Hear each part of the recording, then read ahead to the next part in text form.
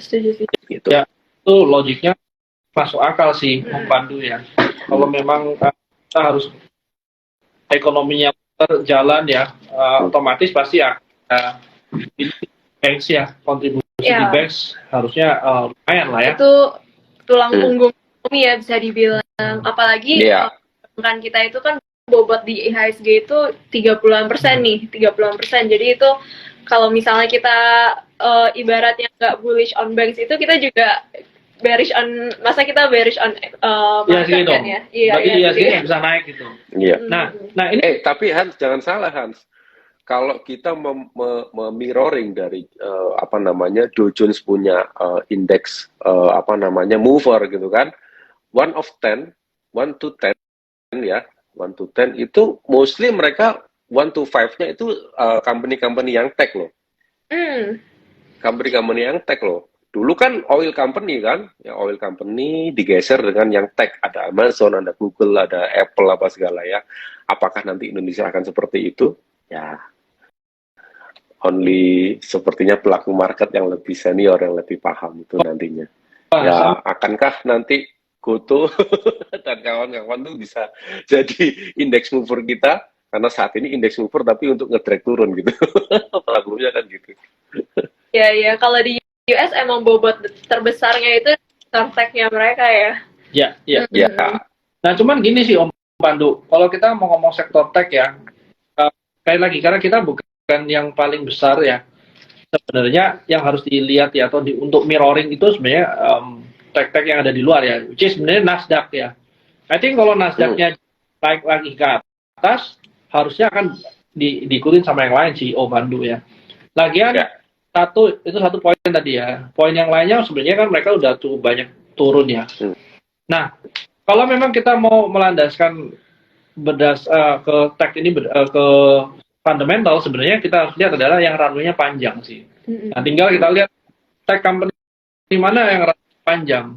Kalau memang kita harus ada porsi tech ya di kita punya portfolio Om. Nah, terus kalau kita bilang, nah ini market ini udah mau mau 1 jam ya. Nah, kalau kita ngomong hari gini pada merah semua ya, Om ya. Kira-kira nih, kalau kita ngomong window dressing sebenarnya masih ada nggak sih? Kalau berdasarkan pengalaman nih Hans ya, window dressing itu biasanya small cap. Ya, ingat ya, small caps ya, small to mid caps lah ya, jangan yang small banget lah, small to mid caps. Itu nanti next January effect baru itu yang namanya mid to big caps itu mulai gerak lagi. Ya, sepengalamanku big caps window dressing itu periodenya adalah Oktober November yang tadi gua bilang. Desember itu udah mulai ke tadi Santa Claus Rally itu biasanya small to mid caps. Itu yang menurut pengalaman gue seperti itu sih. Oke. Teman-teman coba perhatiin aja nanti chartnya seperti apa. Contoh-contoh small to mid caps-nya mungkin seperti apa nih Bapak? Om Pan? Waduh, small to mid cap-nya ini banyak nih. Lebih banyak penny stock-nya daripada big caps-nya masalahnya kan. Jadi berarti fund manager itu holdingnya lagi ada apa aja nih yang mereka mau poles share price, kinerja sahamnya ya kan? Iya kan fund, mostly mutual fund, insurance, yang big fund itu biasanya kan mereka yang tadi aku sempat mention adalah mereka punya realize, mereka punya profit before end of year karena kan mereka pembukuan apa segala gitu kan ya. Ya ini after that ya mungkin second weeks of December itu fund sudah mulai holiday gitu kan, biasanya kan seperti itu tuh. Kita retail aja nih yang masih stay on market ini kan. Nah retail ini biasanya yang namanya uang sakunya kan relatively lebih smaller than big fund gitu lah ya. Biasanya yang retail ini yang akan menggerakkan saham-saham yang small to mid caps. That's why mungkin alasan yang logis menurutku adalah Desember second weeks ahead ini mungkin yang gerak mungkin small to mid caps itu ya random aja. Kalau lu misalnya ngeliat ada volume, ya lu mulai ngikut teknikalnya oke, without fundamental, ya udah that's it, ikutin aja gitu kan. Simple as that gitu loh. Betul. Oke. Oke. Nah, oke, Om Pandu. 10 menit terakhir, apa sih kira-kira untuk besok nih ya? I think satu pertanyaannya, apakah lebih baik sekarang kita mainnya short term banget, atau sekalian panjang banget, atau swing? Yang pertama, itu yang pertama. Yang kedua, kira-kira masih ada nggak sih saham-saham yang menarik? Oh, kembali lagi tadi kalau kamu bilang commit to stock, Om Pandu, apa yang ada di watchlist kamu nih? Nanti kita tukar.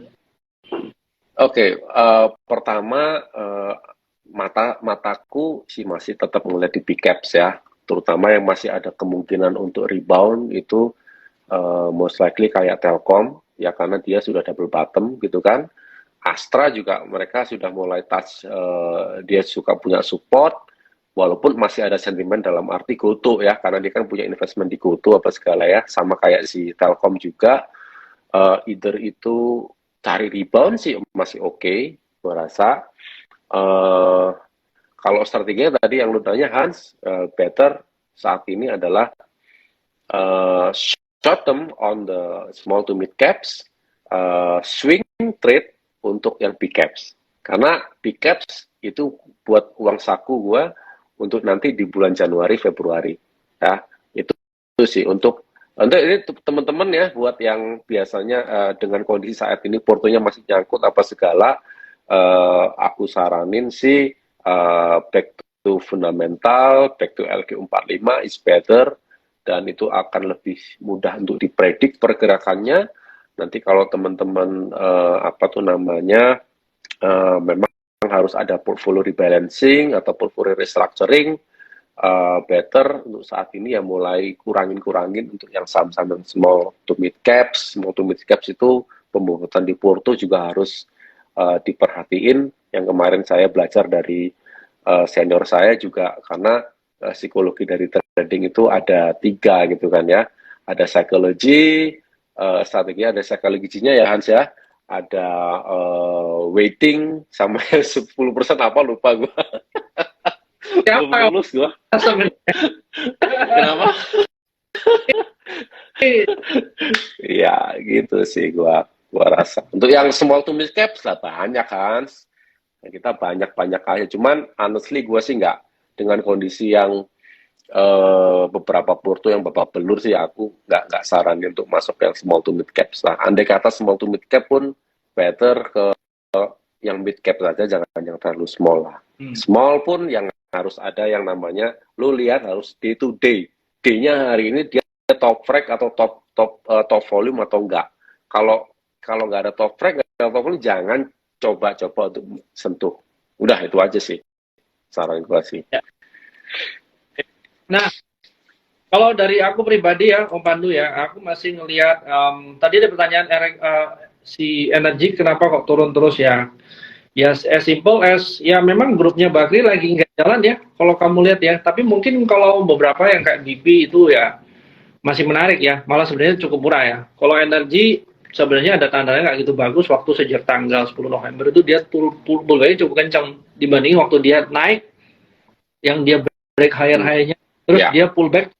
Nah ini sebenarnya masih belum ada buyer baru ya Om ya. Nah, kalau belum punya sih, aku akan stay away dulu sih. Nah, tapi model-model kalau kamu lihat kayak ESA, itu ya, teman-teman juga jangan lupa lihat ya. Even walaupun ya kita ngomong technical, itu lebih gampang ya kita lihat ya. Tapi kembali lagi, technical ya mungkin aku kan prefer ke yang memang strateginya tuh proven ya. Kayak Buffett, terus juga kamu bisa kayak ESA, terus apalagi MPMX, terus ada juga AMFG, terus kalau kurang begitu bagus ya ABMM. Nah, ABMM juga tuh lumayan oke tuh Om ya.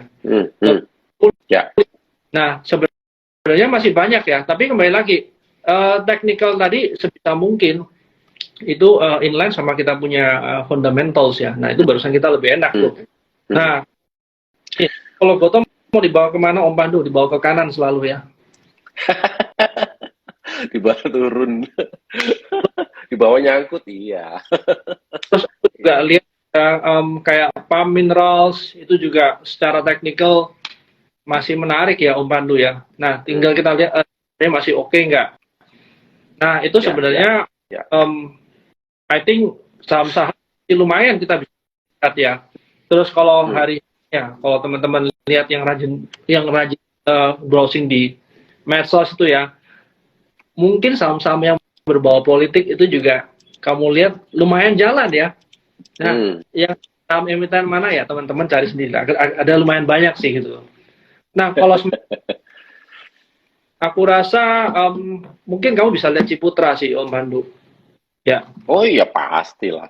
Itu udah gua lihat dari beberapa hari kemarin, termasuk apa tuh namanya Sumarekon, Ciputra. Itu bahkan 2 weeks ago kita udah ngelihat Hans, CTRA Hans. Ya, ya, hari ini lumayan. Nah, aku rasa by technical dia lumayan enak untuk lihat trendingnya lebih jelas ya Om Pandu ya. Terus Ya. Aku rasa dari kita nggak perlu terlalu banyak, cuman fokus aja ya. Nah, tinggal benar juga katanya Om Pandu ya. Cari yang kira-kira yang medium small cap ya selama Desember ya. Barusan nanti waktu Januari up ya, itu mungkin kan laporan keuangan di kuartal 4 ya, itu keluar. Ya, betul. Biasa kita ngomong full year laporan, itu kan earning-nya harus naik ya, Om Pandu ya. Ya, betul. Nah, itu mungkin Betul. pakai sih itu. Betul. Gitu. Betul. Teman. Nah, kalau dari ada apa nih Tere? Pentek mungkin? SMA mungkin? Mau Piala Dunia udah mau habis nih. Oke. SCMA sih, Kohan mention juga ya, SCMA kan ini juga dari tim research kan juga baru rilis report re-rating ya, untuk target price-nya itu di-revise ke harga 325. Nah, ini sebenarnya ngebahas sebenarnya setelah membeli lisensi yang untuk World Cup. Ini mungkin teman-teman ada yang lagi rame nonton World Cup ya. Nah, apakah investasi 60 juta USD ya, kira-kiranya hampir 1 triliun itu. Nah, untuk BEP-nya itu butuh berapa? Itu kan harus di atas 600 subscriber nih. Dan itu sebenarnya very possible untuk mencapainya. Nah, terus katalis ke depannya itu nggak cuma World Cup, tapi juga ada yang under 20 World Championship ya, kalau nggak salah. Ada nonton ya gue ya? Aku nggak nonton. Nggak nonton ya? Piala Dunia kebetulan. Ya, intinya itu juga akan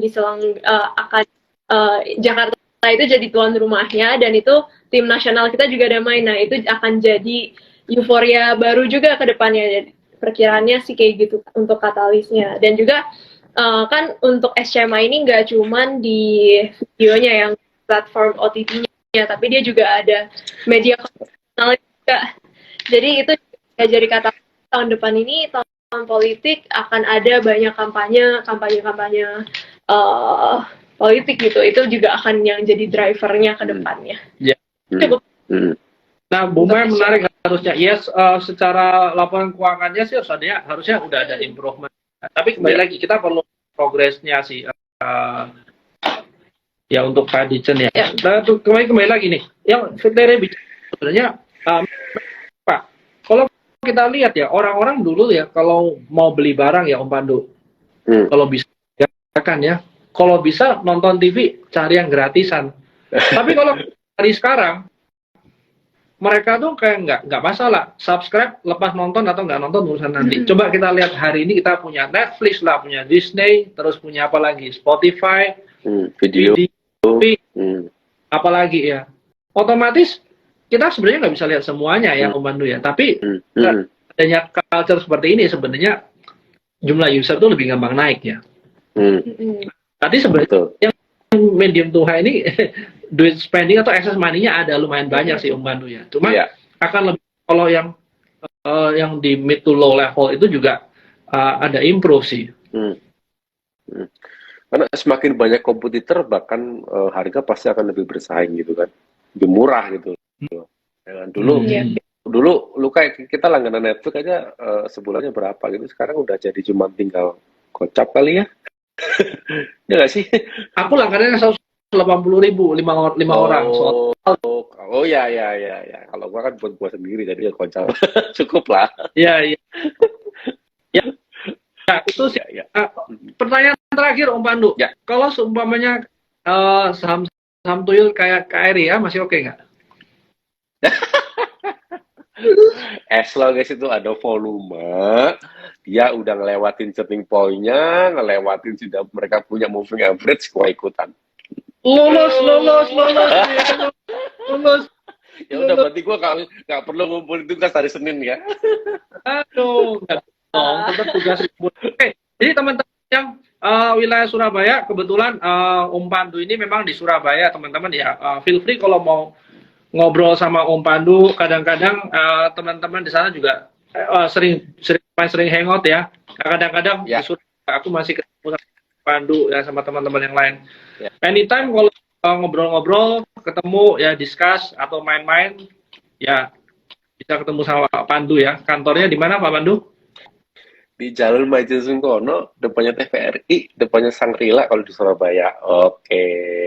By the way, kalau kita di Surabaya, khusus Surabaya, Surabaya only, itu kita punya Google Meet live trade tiap pagi loh, jam 9 kurang seperempat sampai bebas ya kalau kita itu. Sampai sebelasnya. Sampai Oh. sesi ya. Iya. Ya, jogging nggak boleh ke Surabaya deh, ngerecokin aja gitu. Joki itu kangen sama teman satunya itu loh, Hans. Oh iya, itu ke Bali Iya. nanti main-mainnya. Oke, kalau gitu, Oke. ini udah 1 jam. Thank you Ya. loh Pak Pandu.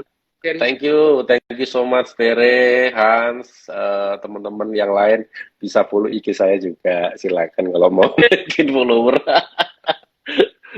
Ya. Khusus hari ini nggak gua lock gitu kan IG-nya. Ya, Om Pandu, Yuk. untuk summary satu statement terakhir, kira-kira apa nih untuk besok? Amin. Sampai akhir tahun. Akhir tahun ya itu yang teman-teman liatin kayak ESA, Dovin, ya saham-saham yang mid caps. Aku sih nggak ngomong small ya, mid caps yang masih ada story itu, I think masih menarik gitu kan. Ada ESA, ada Bovin, ada Medco, lalu ada I think ada MR juga masih menarik. Gua rasa tadi lihat ada flow-nya, begitu touch di support dia masih bisa rebound di 1650, itu very very interesting kemarin. Hari ini ya. Terus ada beberapa lagi yang aku nggak mention di sini lah, agak-agak sedikit betting sih ya. Jadi ya, I think masih karena flow-nya masih turun ya. Jadi memang harus benar-benar stop loss dan teman-teman harus benar-benar harus mantengin, kalian punya monitor. Ya, so be careful, stay safe, stay cuan lah ya, teman-teman. Oke.